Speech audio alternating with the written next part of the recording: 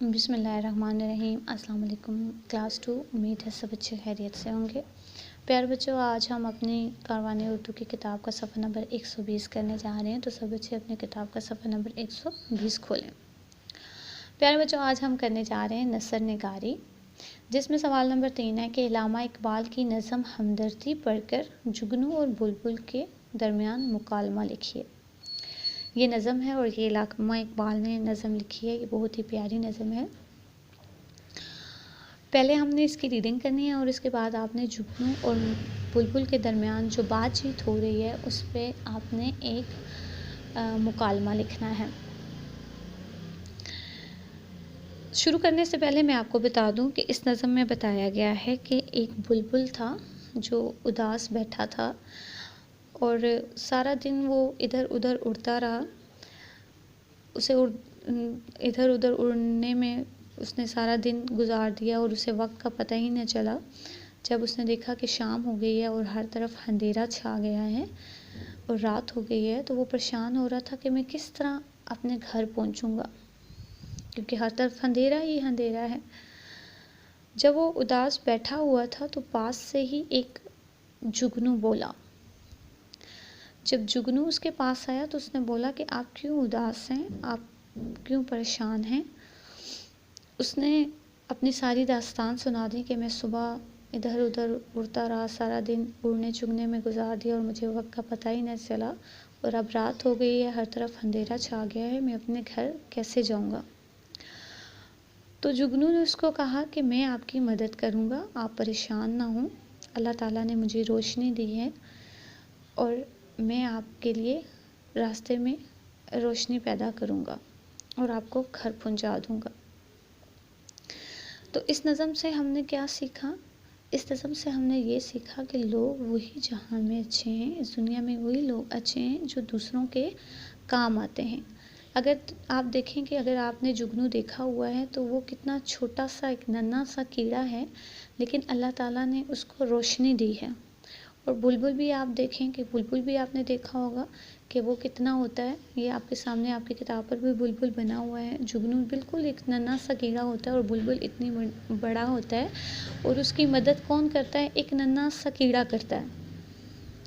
تو اسی طرح ہمیں بھی دوسروں کی مدد کرنی چاہیے، دوسروں کے کام آنا چاہیے، کیونکہ لوگ اس دنیا میں وہی اچھے ہوتے ہیں جو ایک دوسرے کے کام آتے ہیں۔ تو ہمیں بھی ایک دوسرے کے کام آنا چاہیے۔ تو یہ نظم بھی اسی حوالے سے، آئیے ہم اس کی ریڈنگ کرتے ہیں، اور اس کے لیے میں آپ کو ساتھ ساتھ یہ ورڈز جو ہیں وہ انڈر لائن کراؤں گی، اس کے میننگز بھی بتا دوں گی۔ تو آئیے ہم اس کی ریڈنگ سٹارٹ کرتے ہیں۔ ہمدردی۔ لفظ ہمدردی کا مطلب ہے درد مندی یا غم خواری۔ ٹہنی پہ کسی شجر کی تنہا، بلبل تھا کوئی اداس بیٹھا، کہتا تھا کہ رات سر پہ آئی، اڑنے چگنے میں دن گزارا۔ اب یہاں پر بلبل کے بارے میں بتایا جا رہا ہے کہ بلبل جو ہے وہ ایک درخت کی ٹہنی پہ تنہا بیٹھا تھا اور بہت ہی زیادہ پریشان تھا۔ ٹہنی کہتے ہیں شاخ کو، شجر کہتے ہیں درخت کو، اداس کہتے ہیں پریشان ہونے کو، کہ ایک بلبل تھا جو درخت کی ٹہنی پر بیٹھا بہت ہی اداس اور پریشان تھا، کہتا تھا کہ رات سر پہ آئی، اڑنے چگنے میں دن گزارا۔ وہ کہتا ہے کہ میں سارا دن اڑنے چگنے میں گزر گیا اور مجھے وقت کا پتہ ہی نہ چلا، اور ایک دم سے رات ہو گئی اور ہر طرف اندھیرا چھا گیا۔ پہنچوں کس طرح آشیاں تک، ہر چیز پہ چھا گیا اندھیرا۔ آشیاں کا مطلب ہے گھر۔ اب وہ اس بات پہ پریشان ہے کہ ہر طرف اندھیرا چھا گیا ہے اور میں اپنے گھر کس طرح پہنچوں۔ سن کر بلبل کی آوازاری، جگنو کوئی پاس ہی سے بولا۔ آوازاری کا مطلب ہے رونا دھونا، کہ جب وہ رو رہا تھا اور اپنی آوازاری کر رہا تھا تو پاس ہی ایک جگنو تھا۔ جب جگنو نے یہ سنا تو وہ بولا کہ حاضر ہوں مدد کو جان و دل سے، کیڑا ہوں اگرچہ میں ذرا سا۔ تو جگنو اس کو کہنے لگا کہ میں تو ایسے ننھا سا کیڑا ہوں، چھوٹا سا کیڑا ہوں، لیکن میں آپ کی مدد کے لیے حاضر ہوں، میں آپ کی مدد کروں گا۔ کیا غم ہے جو رات ہے اندھیری، میں راہ میں روشنی کروں گا۔ وہ کہہ رہا ہے کہ آپ اس بات کی فکر نہ کریں کہ رات اندھیری ہے، یعنی ہر طرف اندھیرا ہے، لیکن میں آپ کے لیے راستے میں روشنی کروں گا، کیونکہ اللہ تعالیٰ نے جگنو کو روشنی دی ہے۔ اور وہ کہتا ہے کہ آپ پریشان نہ ہوں، آپ فکر نہ کریں، آپ غم نہ کریں، میں راستے میں روشنی کروں گا۔ راہ کہتے ہیں راستے کو۔ اللہ نے دی ہے مجھ کو مشل، چمکا کے مجھ کو دیا بنایا۔ اب یہاں پہ وہ اللہ تعالیٰ کی خوبی بیان کر رہے ہیں کہ اللہ تعالیٰ نے مجھے روشنی دی ہے۔ مشل کہتے ہیں روشنی، چمکا کے مجھے دیا بنایا، کہ اللہ تعالیٰ نے اس کو دیا بنایا ہے، اللہ تعالیٰ نے جگنو کو روشنی دی ہے۔ اور وہ کہہ رہا ہے کہ اللہ نے مجھے روشنی دی ہے، میں آپ کے راستے میں روشنی کروں گا، اور آپ میرے ساتھ میری روشنی میں چلیں تو میں آپ کو آپ کے گھر تک پہنچا دوں گا۔ آخری شعر دیکھیں، ہیں لوگ وہی جہاں میں اچھے، آتے ہیں جو کام دوسروں کے۔ بالکل صحیح بات کی علامہ اقبال میں کہ اس دنیا میں وہی لوگ اچھے ہیں جو دوسروں کے کام آتے ہیں۔ تو پیارے بچوں، ہمیں بھی دوسروں کے کام آنا چاہیے، دوسروں کی مدد کرنی چاہیے۔ دیکھیں اس نظم میں جو جگنو اتنا چھوٹا سا ہے، وہ بلبل کی مدد کرتا ہے، وہ اس کے لیے راستے میں روشنی لاتا ہے اور اسے اپنے گھر تک پہنچاتا ہے۔ تو یہ نظم تھی جس کی ہم نے پڑھائی کی۔ آپ سب بچوں نے بھی اسے درست تلفظ کے ساتھ پڑھنا ہے۔ آپ دیکھیں صفحہ نمبر 121 پر ہے مکالمہ۔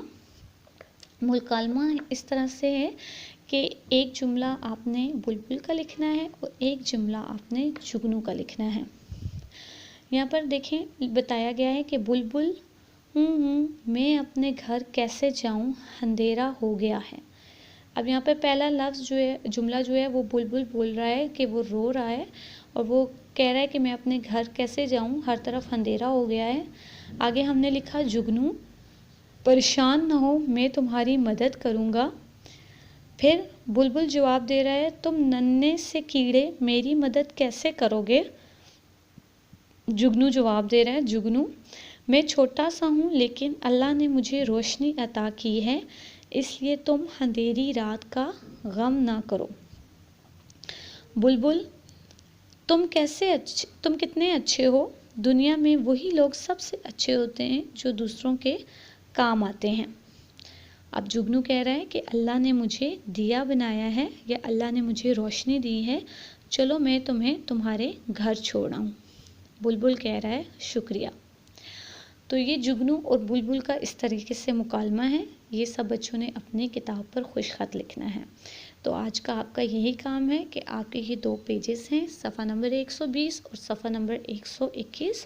پہلے آپ نے اس کی پڑھائی کرنی ہے۔ ریڈنگ کرنے کے بعد الفاظ معنی دیکھنے ہیں، الفاظ معنی کو آپ نے انڈر لائن کرنا ہے، اس کے اوپر آپ نے معنی لکھنے ہیں، اور اس کے بعد آپ نے یہ مکالمہ اپنی کتاب پر خوش خط لکھنا ہے۔